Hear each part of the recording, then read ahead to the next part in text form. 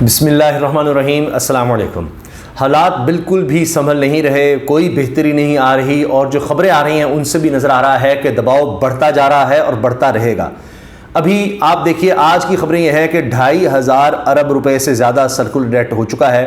یہ جولائی سے ستمبر کے درمیان کی رپورٹ ہے، 2,500 ارب روپے سے زیادہ۔ اب اسی سے آپ اندازہ لگائیے کہ بجلی مہنگی کر دی، گیس مہنگی کر دی، لیکن یہ جو معاملہ ہے یہ تھم نہیں رہا، حالات کنٹرول نہیں ہو رہے نگران حکومت سے، اور پریشر بڑھ رہا ہے۔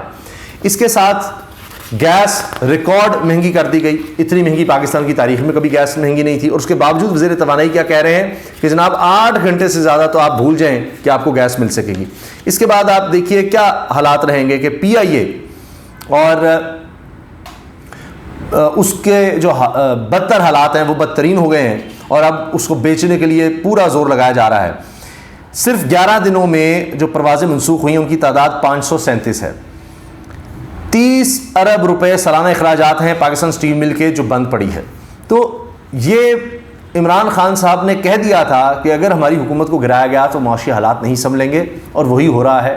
اب ڈالر جو بڑی مشکل سے کنٹرول کیا گیا تھا اسمگلنگ کی روک تھام کر کے اور اقدامات کر کے، اس کے بارے میں اب مالیاتی ادارے بتا رہے ہیں کہ جناب بس کہانی یہیں تک تھی، اور ڈالر ایک دفعہ پھر اب اوپر جائے گا۔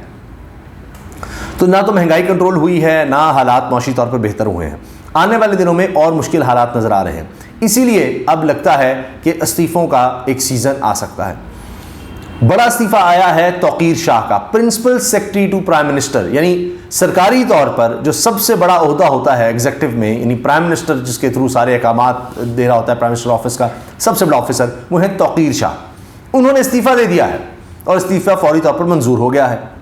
اب اس میں آپ یہ دیکھیے کہ یہ بھی نون لیگ کے جو پینل کے لوگ ہیں ان میں ان کو کہا جاتا ہے، جس کے حوالے سے الیکشن کمیشن نے اگر نوٹس بھیجا ہے پرائم منسٹر معروف اللہ کاکڑ صاحب کو تو ان میں یہ شامل ہیں۔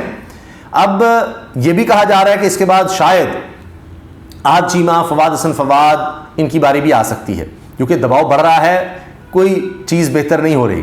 فواد حسن فواد کو لایا گیا پرائیویٹائزیشن کے لیے، اور یہ اب میں دیکھ رہا تھا کہ جی جس طرح پہلے کوئی بینک دے دیا گیا تھا وہ بھی نون لیگ کے قریبی کسی کو، تو اب ہو سکتا ہے کہ اسی طرح سے پھر کسی قریب کو دیا جائے۔ پھر بہت سے لوگ یہ الزامات لگاتے رہتے ہیں کہ جی یہ ہوتا یہ ہے کہ اس میں شیئر ہوتا ہے، جو بڑے بڑے ہمارے سیاستدان ہوتے ہیں حکومت میں آتے ہیں وہ اپنے فرنٹ مین کو آگے کر دیتے ہیں، اور ان کے پاس یہ چلے جاتے ہیں اونے پونے داموں یہ بڑے بڑے ادارے، اور پھر وہ جناب مل کر پروفٹ کمائیں۔ یہ سب ہوتا رہتا ہے پاکستان میں۔ خیر، اب فواد حسن فواد آج چیمہ کا بھی دیکھا جا سکتا ہے، یہ لوگ قریب ترین سمجھے جاتے ہیں نون لیگ کے۔ خورشید شاہ صاحب کہہ چکے ہیں کہ جی 7 لوگ کابینہ میں نون لیگ کے ہیں، اور ابھی تازہ ترین یہ ہے کہ جی خورشید شاہ صاحب نے ہاتھ جوڑ کر معافی مانگ لی ہے، باقاعدہ ٹیلی ویژن پر ڈان نیوز کے پروگرام میں ہاتھ جوڑ کر کہا ہے خورشید شاہ صاحب نے کہ جی ہمیں معاف کر دو، ہم نے 16 مہینے یہ پی ڈی ایم میں حکومت لی، ہم سے بڑی غلطی ہوگی، معاف کر دیں۔ اب اس طرح تو معافی ملنا بھی مشکل ہے کہ نہ معاف کر دیں اور پھر ہمیں ووٹ دے دیں، ابھی نون لیگ کا بھی یہ حال ہونا ہے۔ تو پریشر میں آپ سے عرض کر رہا ہوں کہ بڑھ رہا ہے۔ یہ ساری گرفتاریوں کے باوجود اب توقیر شاہ صاحب پہلے رہے پرنسپل سیکرٹری کس کے؟ شہباز شریف کے، جب ابھی شہباز شریف وزیر اعظم تھے۔ اس سے پہلے پنجاب میں شہباز شریف صاحب کو اسسٹ کرتے رہے، تو یہ ان کو لگایا گیا تھا۔ وہ اس وقت جا رہے ہیں کیونکہ ملک کے حالات آپ دیکھیے کس طرف جا رہے ہیں، جتنا اب دباؤ ڈالا جا رہا ہے کہ جی نون لیگ کو آپ پرموٹ کریں، نواز شریف کو آپ مان جائیں، قوم ماننے کو تیار نہیں ہے کہ جی اب وہ وزیر اعظم ہوگا۔ میں دیکھ رہا تھا سعد رسول صاحب نے دنیا نیوز پر یہ بات کی ہے، بیرسٹر ہیں، کہ جی یہ 1985 میں جس طرح لایا گیا نواز شریف کو، جس طرح بنایا گیا، سارا کچھ کیا گیا، اب یہ 2025 آ رہا ہے، لوگ یہ ماننے کو تیار نہیں ہیں۔ دنیا میں کہیں بھی کسی ملک میں آپ کو کسی جمہوری تھوڑی سی بھی جمہوریت میں یہ نہیں ملے گا 1985 میں جو بندہ تھا اب اس کو پھر ری لانچ کیا جا رہا ہے۔ سوچیں ذرا، تو وہ ری لانچنگ ماننے کو تیار نہیں ہے۔ اب حالت یہ ہے کہ لوگوں میں نفرت بڑھ رہی ہے، جتنے سرویز ہیں ان میں نظر آ رہا ہے کہ جناب یہ سیٹ اپ تو لوگوں کے لیے قابل قبول نہیں ہے۔ آپ اس نگران سیٹ اپ کو لمبا چلا لیں تو اور زیادہ آپ دیکھیں گے کہ لوگوں میں ری ایکشن بڑھے گا، جس طرح جتنا الیکشن ڈیلے کیا گیا تحریک انصاف کی مقبولیت بڑھتی چلی گئی۔ اور یہ جو لوگ کہتے ہیں جی وہ میاں صاحب بس جناب اب تو وزیر اعظم ہے، کوئی مسئلہ نہیں، لوگوں کو نکلنے نہیں دیا جائے گا، ووٹ کو بھی کر لیں گے، تحریک انصاف کو کہیں نظر نہیں آنے دیں گے۔ ابھی آپ دیکھیے کہ تحریک انصاف کی طرف سے وکلاء پریس کانفرنس کا کہتے ہیں تو پولیس پہلے پہنچ جاتی ہے، میڈیا بعد میں پہنچتا ہے ان کے دفتر، پولیس پہلے پہنچ جاتی ہے، تو کہیں کوئی امیدوار نکلنے دیں گے، کوئی پریس کانفرنس نہیں ہونے دیں گے، کوئی جلسہ نہیں ہونے دیں گے، کوئی جلوس نہیں ہونے دیں گے، کوئی کسی قسم کا کچھ نہیں ہونے دیں گے۔ تو جناب یہ جو آپ دیکھ رہے ہیں ٹیچرز نکل رہے ہیں، یہ جو سرکاری ملازمین نکل رہے ہیں باہر، تو یہ کس کو ووٹ کریں گے؟ تو ووٹ میں آپ کیسے پہچانیں گے کون سا تحریک انصاف کو ووٹ ڈالنے آیا ہے, کون سا نون لیگ کو ووٹ ڈالنے آیا ہے؟ جب تک بیلٹ پر بلہ ہوگا کہانی ختم ہے. سرویز یہ بتا رہے ہیں, اور جتنا الیکشن ڈیلے کریں اتنا تحریک انصاف مضبوط ہوتی چلی جا رہی ہے. اب توقیر شاہ کا میں نے آپ کو بتا دیا, ان کا استعفیٰ آ گیا کہ پریشر آئے گا, بدنامی ہے, آگے مستقبل بھی دیکھنا ہے کہ جناب ہم نہیں تھے, ہم اس میں شامل نہیں تھے, ہم وہ لوگ نہیں ہیں جنہوں نے اتنی پکڑ دھکڑ کی تھی اور سارا جو ظلم ہو رہا تھا یا جو معاشی طور پر تباہی ہو رہی تھی ہم اس کا حصہ نہیں تھے. تو اس لیے بھی لوگ نکلنا چاہیں گے اور آگے شاید اپنا سی وی بہتر کرنا چاہیں گے. جی نگران سیٹ اپ میں تو ہم تھے نہیں, تو اب شاید آگے اگر نون لیگ کی بات بنتی ہے تو جناب ہمیں اس میں شامل کر لیا جائے. لیکن یہ ایک خواہشات ہی ہیں. جس طرح سے آپ دیکھ رہے ہیں کہ اب نئی سب بندی ہو رہی ہے, نئی کوششیں ہو رہی ہیں, اور اب آپ نے دیکھا کہ ابھی قاضی فائزہ صاحب جو ہیں وہ اب چیف جسٹس بنے ہیں, تو مظاہر علی اکبر نقوی صاحب ان کے خلاف نوٹس چلا گیا ہے سپریم جوڈیشل کونسل کی طرف سے. لیکن اسی طرح جسٹس ریٹائرڈ جاوید اقبال, جن کے بارے میں کہتے ہیں جی اس نے بڑا غلط کیا یہ چیئرمین ایپ تھے, ان کے خلاف نوٹس نہیں کیا, وہ ختم کر دیا گیا ہے. تو یہ چیزیں تو ہو رہی ہیں, ساتھ ساتھ چل رہی ہیں. مگر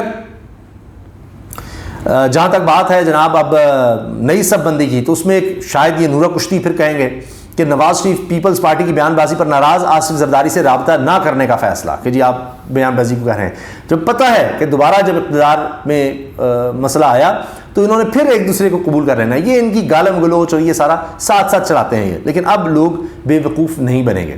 تو میں عرض کر رہا ہوں جتنے سرویز ہو رہے ہیں ان میں ووٹ بینک بڑھتا چلا جا رہا ہے تحریک انصاف کا.